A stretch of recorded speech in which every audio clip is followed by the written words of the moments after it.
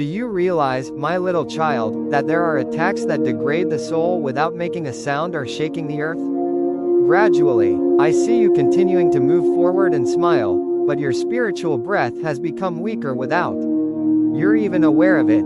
I want you to stay as you approach the start of the new season that I have planned for you. Awake, because the area you think is the safest is always where the most harmful blows originate. Few people realized that the true conflict did not start on the battlefield, Goliath. It started on a calm afternoon when a young boy stood in the quiet of the open pastures. There were only the deep growls of bears and lions prowling the herd, no shining armor, no roar of warriors. These threats were unnoticed, unheard, and unpraised. Yet, it was there that David's faith was tested and refined. And do you know Goliath was not the first enemy, nor the. In a similar vein, what is subtly tightening around your spirit today is intended to remind you of the most important things rather than to frighten you. Before you ever see a single giant, there is always a dangerous war.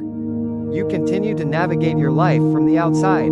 Everything appears to be all right, even serene. However, I notice the tiny fissures in your spiritual breath concerns that have no obvious cause.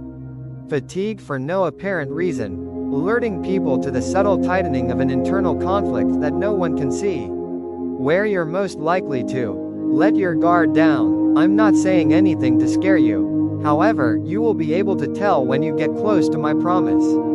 Positioned over your life, the enemy's constant goal is to put out the light before it ignites. Not every blow is delivered as a violent tempest. The majority enter through your tiniest routines.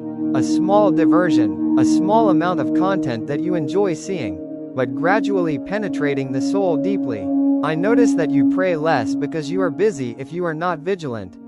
Look for me less because you're worn out. Then, although you continue to believe, your spiritual armor becomes weaker without you realizing it.